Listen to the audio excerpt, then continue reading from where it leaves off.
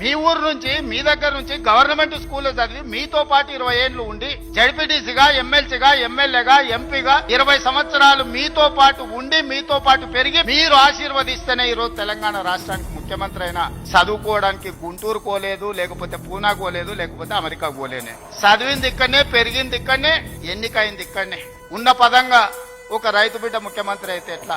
దొరల చేతులు ఉండాల్సిన పెత్తనం పేదోళ్ల చేతులకు పోతే ఎట్లా అని వాళ్ళకి ఆవేదన ఉంటుంది. మా తాతలు ముత్తాతలు ఎవరు పెద్ద పెద్ద పదవులలో లేరు. మా నాయన పేరు చెప్పి నేను ఇక్కడికి రాలేదు. కష్టపడి మీరు ఆశీర్వదిస్తే ఇక్కడికి వచ్చిన. చెట్టు పేరు చెప్పి చిత్తకాయలు అమ్మదలుచుకోలేదు నేను. కొంతమంది చెట్టు పేరు చెప్పి అమ్ముకునే ప్రయత్నం చేస్తారు. సమస్య ఉంటే నాకు చెప్పండి. నా మంత్రులందరూ అందుబాటులో ఉన్నారు. మీ మంత్రి లక్ష్మణ్ ఎవరే? మీ మధ్యలో ఉండేటోడే కదా. పొన్నం ప్రభాకర్ ఎవరే? విద్యార్థి రాజకీయాల నుంచి వచ్చినోడే కదా. ఏ పేరైనా తీసుకోండి. ఈ రోజు నా మంత్రివర్గంలో ఉన్నోళ్ళు మీకు అందుబాటులో ఉండనోళ్ళ, మీరు కలిస్తే చెబితే విననోళ్ళ.